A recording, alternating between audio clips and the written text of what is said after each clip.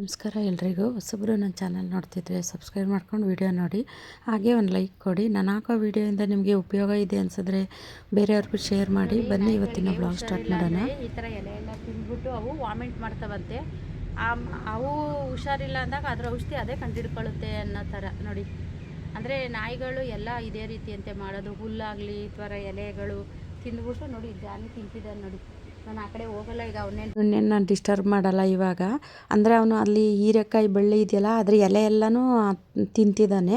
ಇನ್ನು ಗಾರ್ಡನಲ್ಲಿ ಬೆಳಗ್ಗೆ ನಾನು ಕಸ ಎಲ್ಲ ಗುಡ್ಸೋಕ್ಕೆ ಅಂತ ಬಂದಿದ್ದೀನಿ. 2 ದಿವಸದಿಂದ ಕಸ ಗುಡಿಸಿರಲಿಲ್ಲ, ಯಾಕೆಂದರೆ ಇನ್ನು ಪ್ಯಾಕಿಂಗು ಅದು ಇದು ಅಂತ ಇತ್ತು, ಕೊರಿಯರ್ ಹಾಕೋದೆಲ್ಲ ಇತ್ತು. ಹಂಗಾಗಿ ಬ್ಯುಸಿ ಇದ್ದಿದ್ದ ಕಾರಣ ನಾನು ಇದು ಕಸ ಎಲ್ಲ ಗುಡ್ಸೋಕ್ಕಾಗಿರಲಿಲ್ಲ. ಇವತ್ತು ಅಂದರೆ ಮಂಗಳವಾರ ಬಂದು ಕಸ ಎಲ್ಲ ಗುಡಿಸಿ ಸ್ವಲ್ಪ ಗಿಡಕ್ಕೆ ನೀರೆಲ್ಲ ಹಾಕ್ಬಿಟ್ಟು ಹೋಗೋಣ ಅಂತ ಬಂದಿದ್ದೀನಿ. ಅಂದರೆ ಮಳೆ ಬರುತ್ತೆ ಅಂತ ನಾನು ಗಿಡಕ್ಕೆ ನೀರು ಹಾಕಿರಲಿಲ್ಲ. ಮಳೆ ಬರೋ ಥರ ಆಗುತ್ತೆ, ಬಂದಿಲ್ಲ. ಹಂಗಾಗಿ ಅದು ಸ್ವಲ್ಪ ಅದು ಬೀನ್ಸ್ ಬಳ್ಳಿ ಎಲ್ಲನೂ ಕಟ್ಬಿಟ್ಟು ಕಸ ಎಲ್ಲ ಗುಡಿಸ್ದೆ. ಇನ್ನು ನೋಡಿ ಸುಗಂಧರಾಜ ಹೂವು ನೋಡಿ ಎಷ್ಟು ಚೆನ್ನಾಗಿ ಹೂವೆಲ್ಲ ಬಿಟ್ಟಿದೆ. ನಾನು ಅದನ್ನು ಹಾರ್ವೆಸ್ಟ್ ಮಾಡೋಣ ಅಂತ ನೋಡಿದೆ, ಅದಿನ್ನೂ ಚೆನ್ನಾಗಿ ಅರಳಿರಲಿಲ್ಲ. ಇದು 3 ಪೆಟಲು, ತ್ರಿಬಲ್ ಪೆಟಲ್ ಬರುತ್ತಲ್ಲ ಆ ಥರದ್ದು. ಹಂಗಾಗಿ ಇನ್ನೂ ಅರಳಿಲ್ವಲ್ಲ ಅಂದ್ಬಿಟ್ಟು ನಾನೇನು ಅದು ಹಾರ್ವೆಸ್ಟ್ ಮಾಡಿಲ್ಲ.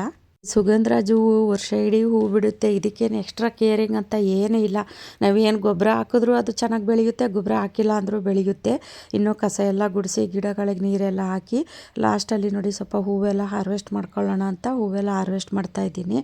ಇದಂತೂ ದಾಸವಾಳ ಡಬಲ್ ಪೆಟಲ್, ತುಂಬ ರೇರ್ ಕಲರ್ ಇವೆಲ್ಲ ನೋಡಿ. ಅಂದರೆ ಗಿಡಗಳು ಸ್ಟಾಕ್ ಇದೆ, ಅಲ್ಲಿ ಕಾಣಿಸ್ತಾ ಇರ್ಬೋದು. ಎಲ್ಲ ಗಿಡದಲ್ಲೂ ಸಹ ಮೊಗ್ಗಿದೆ. ಡೈಲಿ ಒಂದೊಂದು 2 ಅರಳ್ತಾನೆ ಇರುತ್ತೆ ಇದರಲ್ಲಿ. ಸುಮ್ಮನೆ ಗಿಡದಲ್ಲಿ ಯಾಕೆ ಬಿಡೋದು ಅಂದ್ಬಿಟ್ಟು ನಾನು ಅದನ್ನು ಹಾರ್ವೆಸ್ಟ್ ಮಾಡ್ತಾಯಿದ್ದೀನಿ ನೋಡಿ. ಇನ್ನು ಸುಗಂಧರಾಜ ಹೂವು ಅಂತೂ ನಾನು ಹಾರ್ವೆಸ್ಟ್ ಮಾಡೋದ್ನಲ್ಲ, ಎಷ್ಟು ಸ್ಮೆಲ್ಲಿದೆ ಅಂದರೆ ನಾನು ಅಲ್ಲಿ ಕಸ ಎಲ್ಲ ಗುಡಿಸಿದ್ನಲ್ಲ, ಅದು ಮುಖದಲ್ಲಿ ಬೆವ್ರು ನೀರು ಬರ್ಬೇಕಾದ್ರೆ ಮುಖ ಒರೆಸ್ಕೊತಿದ್ನಲ್ಲ, ಆ ಸ್ಟಿಕ್ಕರ್ ಒಂದು ಕಡೆಗೆ ಹೋಗಿತ್ತು. ಹಾಗಾಗಿ ಅದನ್ನು ಸರಿ ಇಟ್ಟೆ. ಇನ್ನು ನೋಡಿ ತುಂಬ ಸ್ಮೆಲ್ಲಿದೆ ಇದಂತೂ ಸುಗಂಧರಾಜ ಹೂವು. ಇದು ಎಷ್ಟು ಚೆನ್ನಾಗಿದೆ ಅಂದರೆ ಅದು ದೇವ್ರ ಮನೇಲಿ ಇಟ್ಟರಂತೂ ಒಳ್ಳೆ ಪರಿಮಳ ಬರ್ತಿರುತ್ತೆ. ಇನ್ನು ನೋಡಿ ಸೊಪ್ಪು ನಾನೇನು ಹಾಕಿದ್ದಲ್ಲ ಇದು, ಅದು ಒಂದೊಂದು ಕಡ್ಡಿ ಅಲ್ಲೊಂದು ಇಲ್ಲೊಂದು ಹುಟ್ಟಿದ್ದೆಲ್ಲನೂ ತಗೊಬಂದು ನಾನು ಅಲ್ಲಿ ಬೇಸನಲ್ಲಿ ಇಟ್ಟಿದ್ದೆ. ಅಂದರೆ ಇದು ಅರಿವೆ ಸೊಪ್ಪು ಕುಯ್ಕೊಂಡಂಗೆಲ್ಲ ಮತ್ತೆ ಮತ್ತೆ ಬರುತ್ತೆ ನೋಡಿ, ಆ ಥರದ್ದು. ಹಂಗಾಗಿ ನಾನು ಸ್ವಲ್ಪ ಅದು ಸೊಪ್ಪು ಹಾರ್ವೆಸ್ಟ್ ಮಾಡ್ತಾಯಿದ್ದೀನಿ. ಹೂವು ಸೊಪ್ಪು ಇವತ್ತೆಲ್ಲ ಸ್ವಲ್ಪ ಹಾರ್ವೆಸ್ಟ್ ಮಾಡ್ಕೊಂಡೆ. ಸೊಪ್ಪೇನು ನಾನೇನು ಹಾಕಿದ್ದಲ್ಲ, ಅದರಲ್ಲಿ ಎಲ್ಲ ಪಾಟಲ್ಲೂ ಒಂದೊಂದು ಹುಟ್ಟಿರುತ್ತಲ್ಲ, ಅದನ್ನು ತಗೊಬಂದು ನಾನು ಅದು ದೊಡ್ಡ ಬೇಸನಲ್ಲಿ ಇಟ್ಟಿದ್ದೆ. ಈ ಥರ ಸೊಪ್ಪನ್ನ ದೊಡ್ಡ ಬೇಸನಲ್ಲಿ ಹಾಕಿದ್ರೇ ಒಳ್ಳೆಯದು, ಯಾಕೆಂದರೆ ಅದು ಫುಲ್ಲು ಹರಡ್ಕೊಳ್ಳುತ್ತೆ. ಹಂಗಾಗಿ ನಮ್ಮ ಕಡೆ ಇದನ್ನು ಕೀರೆ ಸೊಪ್ಪು ಅಂತೀವಿ. ಈ ಕೀರೆ ಸೊಪ್ಪಲ್ಲಿ ಚಿಲ್ಕರ್ವೆ ಸೊಪ್ಪು ಇದೆ, ಕೀರೆ ಸೊಪ್ಪು 2 ವೆರೈಟಿ ಇದೆ. ಒಂದೇ ಕೀರೆ ಸೊಪ್ಪಲ್ಲಿ 2 ವೆರೈಟಿ ಇದೆ. ಚಿಲ್ಕರ್ವೆ ಸೊಪ್ಪು ಈ ಥರ ಹರಡ್ಕೊಳಲ್ಲ, ಇದು ಕೀರೆ ಸೊಪ್ಪು ಹರಡ್ಕೊಳ್ಳುತ್ತೆ. ಇದ್ರ ಗೆಡ್ಡೆನೂ ತಿಂದ್ರೂ ಒಳ್ಳೆಯದು ಅಂತಲೂ ಹೇಳ್ತಾರೆ. ಹಂಗಾಗಿ ನೋಡಿ ಅದನ್ನು ಸ್ವಲ್ಪ ಹಾರ್ವೆಸ್ಟ್ ಮಾಡಿಕೊಂಡೆ.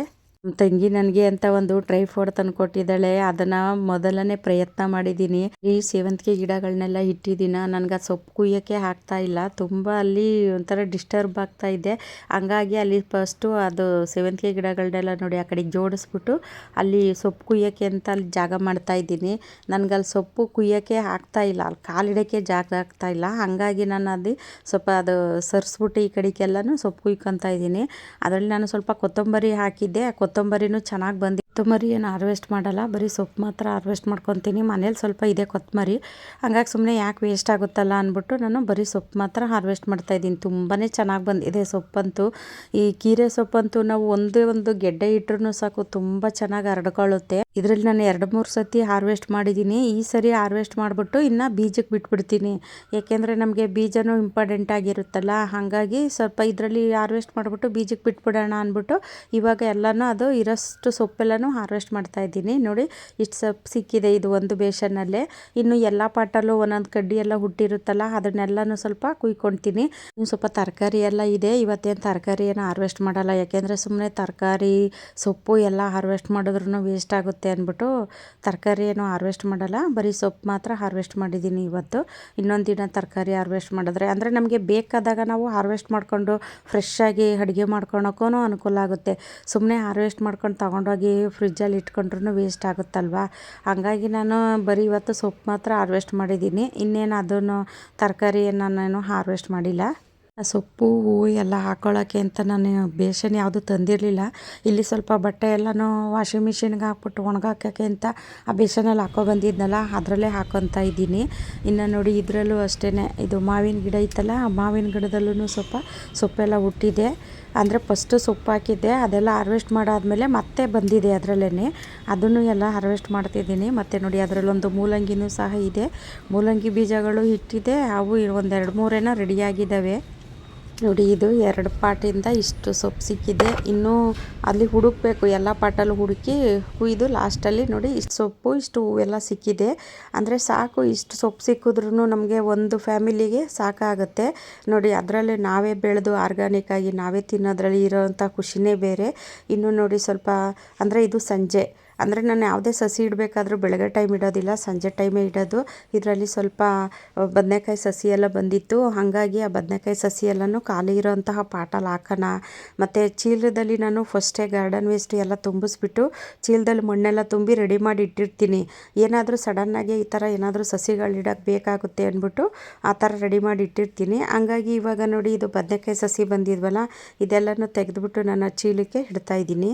ಟೊಮೊಟೊ ಸಸಿ ಮತ್ತು ಈ ಥರ ತರಕಾರಿ ಸಸಿಗಳನ್ನೆಲ್ಲ ಹಾಕೋದಕ್ಕೆ ಚೀಲನೇ ಬೆಸ್ಟು ಅಂತ ನನಗನ್ಸುತ್ತೆ. ಇಲ್ಲ ನಿಮಗೆ ಗ್ರೋ ಬ್ಯಾಗಲ್ಲಾದರೂ ಹಾಕೋಬೋದು, ಇಲ್ಲಾಂದರೆ ಇದು ಅಕ್ಕಿ ಬೇಳೆ ಚೀಲ ಇರುತ್ತಲ್ಲ ಅದನ್ನು ಹೊಲಿದ್ಬಿಟ್ಟಾದ್ರೂ ನೀವು ಅದಕ್ಕೆ ಹಾಕೋಬೋದು. ನಾನು ಹೆಚ್ಚಾಗಿ ಇದೇ ರೀತಿಯೇ ಮಾಡೋದು. ನನ್ನ ಹಳೆ ವಿಡಿಯೋ ನೋಡೋರಿಗೆ ಗೊತ್ತಿರುತ್ತೆ, ನಾನು ಹೆಚ್ಚಾಗಿ ಚೀಲದಲ್ಲೇ ತರಕಾರಿಗಳನ್ನ ಬೆಳೆಯೋದು. ಯಾಕೆಂದರೆ ಅವೇನು ಪರ್ಮೆಂಟಾಗಿ ಇರೋದಿಲ್ಲ ತರಕಾರಿಗಳು, ಹಾಗಾಗಿ ನಾನು ಹೆಚ್ಚಾಗಿ ಚೀಲಗಳಲ್ಲೇ ಹಾಕೋದು. ನೋಡಿ ಇವೆಲ್ಲ ನಾನು ಫಸ್ಟೇ ಗಾರ್ಡನ್ ವೇಸ್ಟು ಎಲ್ಲ ತುಂಬಿಸಿ ಇಟ್ಟಿದ್ದೆ. ಹಂಗಾಗಿ ಇವಾಗ ಈ ಥರ ನಾವು ಸಡನ್ನಾಗಿ ಯಾವುದಾದ್ರೂ ಸಸಿ ಇಡಬೇಕಾದ್ರೆ ಅನುಕೂಲ ಆಗುತ್ತೆ. ಅದರಲ್ಲೂ ಒಂದು ಯಾವುದೋ ಬೀನ್ಸ್ ಬಳ್ಳಿನೋ ಏನೋ ಬೀಜ ಇಟ್ಟಿದ್ದೀನಿ ನೋಡಿ, ಅದರಲ್ಲೂ ಹುಟ್ಟಿದೆ. ಸುಮ್ಮನೆ ಈಗ ಒಂದೊಂದೇ ಇಡೋ ಬದಲು ಈ ಥರ ಯಾವುದಾದ್ರೂ ನಾನು 2 ಸಸಿ ಅಂತೂ ಇಟ್ಟಿರ್ತೀನಿ, ಒಂದೊಂದೇ ಇಡೋದಿಲ್ಲ ನಾನು. ಯಾಕೆಂದರೆ ಇದು ಬದನೆಕಾಯಿ ಸಸಿ ಬರೋ ಅಷ್ಟರೊಳಗೆ ಅದು ಬೀನ್ಸೂ ಸಹ ಅದ್ರ ಪಾಡ್ಗೆ ಅದು ಬೆಳ್ಕೊಂಡು ಬಳ್ಳಿ ಹೋಗಿರುತ್ತೆ. ಇದು ಬದನೆಕಾಯಿ ಅದ್ರ ಪಾಡ್ಗೆ ಅದು ಬೆಳೆದು ಅದು ಕಾಯಿ ಬಿಡೋಕ್ಕೆ ಸ್ಟಾರ್ಟ್ ಆಗುತ್ತೆ. ಹಂಗಾಗಿ ಈ ಥರ ನಾನು 2 2 in 1 ಆಗಿನೂ ಸಹ ನಾವು ಗಿಡಗಳನ್ನ ಬೆಳೆಸ್ಕೋಬೋದು. 2-3 ಚೀಲಕ್ಕೆ ಮಣ್ಣು ತುಂಬಿ ಇಟ್ಟಿದ್ದೆ ನಾನು. ಹಾಗಾಗಿ ನೋಡಿ ಇವತ್ತು ಆ ಚೀಲಗಳಿಗೆಲ್ಲ ನಾನು ಇದು ಬದನೆಕಾಯಿ ಸಸಿನ ಇಡ್ತೀನಿ. ಇದರಲ್ಲೂ ಅಷ್ಟೇ ನೋಡಿ, ಇದು ಚಪ್ರದವರೆಕಾಯೋ ಏನೋ ಇದರಲ್ಲೂ ಇಟ್ಟಿದೆ, ಅದನ್ನು ನೋಡಿ ಅದು ಬಳ್ಳಿ ರೀತಿ ಆಗಿ ಅದನ್ನು ಅದ್ರ ಪಾಡ್ಗೆ ಅದು ಬಳ್ಳಿ ಹಬ್ಕೊಂಡು ಹೋಗ್ತಾ ಇದೆ. ಮತ್ತು ಅದಕ್ಕೂ ಸಹ ಒಂದು ನಾನು ಈ ಬದನೆಕಾಯಿ ಸಸಿನ ಇಡ್ತೀನಿ. ನಾನು ಹೆಚ್ಚಾಗಿ ಬದನೆಕಾಯಿ ಎಲ್ಲ ಬೆಳೆಯೋಲ್ಲ, ಯಾಕೆ ಅಂದರೆ ಅದು ನಮ್ಮನೆ ಬದನೆಕಾಯಿ ಯಾರೂ ತಿನ್ನೋದಿಲ್ಲ, ತುಂಬ ಹೀಟು ಅಂತ ತಿನ್ನೋದಿಲ್ಲ. ಹಂಗಾಗಿ ಇವು ಸಸಿಗಳೆಲ್ಲ ಬಂದಿತ್ತಲ್ಲ ಅಂದ್ಬಿಟ್ಟು ಇಡ್ತಿದ್ದೀನಿ. ಅವತ್ತು ಸೊಪ್ಪು ಹಾಕ್ಬೇಕಾದ್ರೆ ಅದು 1-2 ಸೊಪ್ಪಿನ ಜೊತೆಯಲ್ಲಿ ಬಿದ್ದು ಉಟ್ಕೊಂಡಿದ್ದು. ಇದ್ದಿದ್ದ ಸಸಿ ಯಾಕೆ ವೇಸ್ಟ್ ಮಾಡಬೇಕು ಅಂತ ಅಂದ್ಬಿಟ್ಟು ಹಾಕೋಣ, ಇದು ಯಾವ ಬರುತ್ತೆ ನೋಡೋಣ ಅಂದ್ಬಿಟ್ಟು ಹಾಕಿದ್ದೀನಿ. ಅಂದರೆ ನನ್ನ ಹತ್ರ 5-6 ವೆರೈಟಿಯನ್ನು ಬದನೆ ಬೀಜ ಇದ್ದಾವೆ. ಒಂದು ಪಾಟ ಖಾಲಿ ಇತ್ತಲ್ಲ, ಹಾಗಾಗಿ ಇದಕ್ಕೂ ಸಹ ಒಂದು ಸಸಿ ಇಡ್ತಾ ಇದ್ದೀನಿ. ಅಂದರೆ ಇವೆಲ್ಲ ಫಸ್ಟು ಏನೋ ಗಿಡ ಇಟ್ಟಿದೆ ಅನಿಸುತ್ತೆ, ಅದೆಲ್ಲ ಖಾಲಿಯಾಗಿ ಹಂಗೆ ಇದೆ. ಅದನ್ನು ಕ್ಲೀನ್ ಮಾಡೋಕ್ಕೂ ಟೈಮೇ ಇಲ್ಲ ನನಗಂತೂ. ಸಿಕ್ಕಾಬಟ್ಟೆ ಕೆಲಸ, ಯಾವ ಕೆಲಸ ಮಾಡೋದು ಯಾವುದು ಬಿಡೋದು ಅನ್ನೋ ಥರ ಆಗಿಬಿಟ್ಟಿದೆ. ಏನು ಮಾಡೋಕ್ಕಾಗಲ್ಲ. ಈಗ ಒಬ್ಬೊಬ್ಬರೇ ಇದ್ದಾಗ ಈ ಥರ ಎಲ್ಲ ಸಮಸ್ಯೆಗಳಾಗುತ್ತೆ. ಇನ್ನು ಈ ಬದನೆಕಾಯಿ ಗಿಡಗಳನ್ನು ಅಷ್ಟೇ ನನಗೆ ರಾಜಲಕ್ಷ್ಮಿ ಅನ್ನೋರು ತಂದು ಕೊಟ್ಟಿದ್ರು, ಮೈಸೂರವರು. ಇದು ವಾಂಗಿಬಾತಿಗೆಲ್ಲ ಹಾಕ್ತೀವಲ್ಲ ಆ ಥರ ಬದನೆಕಾಯಿ. ಮೊದಲೊಂದು ಸತಿ ನಾನು ಹಾರ್ವೆಸ್ಟ್ ಮಾಡಿದ್ದನ್ನು ಸಹ ತೋರಿಸಿದ್ದೆ. ಇವಾಗ ನೋಡಿ ಮತ್ತೆ ಅದು ಸಣ್ಣ ಸಣ್ಣದಿದ್ದೆಲ್ಲ ದೊಡ್ಡದಾಗಿದೆ. ಇದನ್ನು ಒಂದು ಬೀಜ ಮಾಡ್ಕೋಬೇಕು, ಬೀಜಕ್ಕೆ ಅಂತ ಬಿಟ್ಟಿದ್ದೀನಿ, ಒಂದು ಬೀಜ ರೆಡಿ ಆಗಲಿ ಅಂದ್ಬಿಟ್ಟು. ಇದೊಂದು ಇರಲಿಲ್ಲ ನನ್ನ ಹತ್ರ. ಇದರಲ್ಲೇ ಬ್ಲೂ ಕಲರ್ ಬರುತ್ತೆ ನೋಡಿ, ಆ ಥರದ್ದಿದೆ. ಮತ್ತು ಬ್ಲೂ ಕಲರಲ್ಲಿ ಉಂಡೆ ಥರ ಬರುತ್ತೆ ನೋಡಿ, ಅದು ಇದೆ. ಇನ್ನೂ ಒಂದು ಅಂಜೂರ ಹಣ್ಣಾಗಿದೆ ನೋಡಿ. ಅಂಜೂರ ಹಣ್ಣು ಹಾರ್ವೆಸ್ಟ್ ಮಾಡ್ಕೊಂಡು ಅಲ್ಲೇ ಗಾರ್ಡನಲ್ಲೇ ತಿಂದ್ಬಿಡ್ತೀವಿ, ಮನೆ ತನಕನೂ ತರೋದಿಲ್ಲ. ಹಾಗಾಗಿ ನೋಡಿ ಅಲ್ಲೇ ತಿಂದ್ವಿ ಇವತ್ತು. ತುಂಬ ಚೆನ್ನಾಗಿದೆ ಅಂಜೂರ ಹಣ್ಣಂತೂ. ಅದು ನೋಡೇ ಇಲ್ಲ ನಾವು, ಅದು ಹಣ್ಣಾಗಿರೋದು ಸಡನ್ನಾಗಿ ಹಣ್ಣಾಗಿರೋದು ಕಣ್ಣಿಗೆ ಬಿತ್ತು. ಇನ್ನು ನೋಡಿ ಇದು ಗೆಡ್ಡೆಕೋಸು ಎಷ್ಟು ಚೆನ್ನಾಗಿ ಬಂದಿದೆ ನೋಡಿ. ನನಗೆ ಇದನ್ನು ಅಷ್ಟೇ ರಾಜಲಕ್ಷ್ಮಿ ಅವರು ತಂದುಕೊಟ್ಟಿದ್ದು, ಇದು ಸಸಿ ತಂದುಕೊಟ್ಟಿದ್ರು, ನಾನು ಹಾಕಿದ್ದೆ ನೋಡಿ ಎಷ್ಟೊಂದು ಚೆನ್ನಾಗಿ ಬಂದಿದೆ. ಅದು ಬರುತ್ತೋ ಇಲ್ವೋ ನೋಡೋಣ ಅಂದ್ಬಿಟ್ಟು ನಾನು ಆ ಚಿಕ್ಕ ಚಿಕ್ಕ ಕವರಲ್ಲಿ ಹಾಕಿದ್ದೆ, ಆದರೂ ಚೆನ್ನಾಗಿ ಬಂದಿದೆ ನೋಡಿ. ಇಲ್ದೆಲ್ಲ ಹಾಕಿದ್ರೆ ಮಾತ್ರ ಚೆನ್ನಾಗಿ ಬರುತ್ತೆ, ಪಾಟಲ್ಲಿ ಹಾಕಿದ್ರೇನು ಬರೋಲ್ಲ ಅನ್ನೋ ರೀತಿಯೇ ಇರಲ್ಲ ನೋಡಿ. ನಾನು ಪಾಟಲ್ಲೂ ಬೆಳೆದು ತೋರಿಸಿದ್ದೀನಿ. ನನಗೆ ವ್ಯೂವರ್ಸ್ ಒಬ್ಬರು ಕೇಳಿದರು, ಇಲ್ದೆಲ್ಲ ಹಾಕಿದ್ರೆ ಚೆನ್ನಾಗಿ ಬರುತ್ತೆ ಅಂತ ಹೇಳ್ತಾರೆ, ಪಾಟಲ್ಲಿ ಹಾಕಿದ್ರೆ ಬರಲ್ವಾ ಅಂತಿದ್ರು. ಆ ಥರ ಏನೂ ಇಲ್ಲ, ಪಾಟಲ್ಲೂ ಬೆಳಿಬೋದು, ಬೆಳೀರಿ ಅಂತಲೂ ಹೇಳಿದೆ. ಜಾಗ ಇರೋರಾದರೆ ನೆಲದಲ್ಲಿ ಬೆಳೀತಾರೆ, ಇಲ್ದವ್ರು ಏನು ಮಾಡ್ತಾರೆ, ಪಾಟಲ್ಲೇ ಬೆಳಿಬೇಕಲ್ವಾ. ನೋಡಿ ಸೇವಂತಿಗೆ ಗಿಡಗಳು ಎಷ್ಟು ಕಲರ್ ಇದೆ ಅಂತ ನಾನು ಈ ವಿಡಿಯೋದಲ್ಲಿ ಹಾಕಿದ್ದೀನಿ, ಬೇಕು ಅನ್ನೋರು ಬುಕ್ ಮಾಡ್ಕೊಳ್ಳಿ. ನೋಡಿ ಇದು ವೈಟಲ್ಲಿ 2 ಕಲರ್ ಇದೆ ನೋಡಿ. ಇದೇ ಒಂಥರ ವೈಟು, ಇದು ಮಧ್ಯದಲ್ಲಿ ಪಿಂಕ್ ಬರುತ್ತೆ. ಅದು ಫುಲ್ ಗರಿ ಎಲ್ಲ ವೈಟ್ ಬರುತ್ತೆ, ಒಂಥರ ಡಬಲ್ ಕಲರು, ಚೆನ್ನಾಗಿದೆ ಅದು. ಇನ್ನು ಇದು ಅಷ್ಟೇ, ಇದೆಲ್ಲ ನನ್ನ ಗಾರ್ಡನಲ್ಲಿ ಇರೋಂತಹ ಗಿಡಗಳೇ, ತುಂಬ ಚೆನ್ನಾಗಿ ಹೂಗಳೆಲ್ಲ ಬಿಡುತ್ತೆ. ಅದರಲ್ಲೂ ಇವಾಗ ಮಳೆಗಾಲ ಶುರುವಾಗಿರೋದ್ರಿಂದ ಈ ಸೇವಂತಿಗೆ ಗಿಡ ಆಗಲಿ, ದಾಸವಾಳ ಗಿಡ ಆಗಲಿ, ಯಾವುದೇ ಒಂದು ಗಿಡ ಇಟ್ಟರೂ ತುಂಬ ಚೆನ್ನಾಗಿ ಬರುತ್ತೆ. ಒಂದು ತರಕಾರಿ ಗಿಡ ಆಗಿರ್ಬೋದು, ಏನೇ ಒಂದು ಗಿಡ ಇಟ್ಟರೂ ಅಷ್ಟೇ ತುಂಬ ಚೆನ್ನಾಗಿ ಬರುತ್ತೆ. ಈ ಟೈಮಲ್ಲಿ ಈ ಸಸಿಗಳೆಲ್ಲ ತುಂಬ ಚೆನ್ನಾಗೇ ಗ್ರೋತ್ ಆಗುತ್ತೆ, ಚೆನ್ನಾಗೂ ಸಹ ಬರುತ್ತೆ.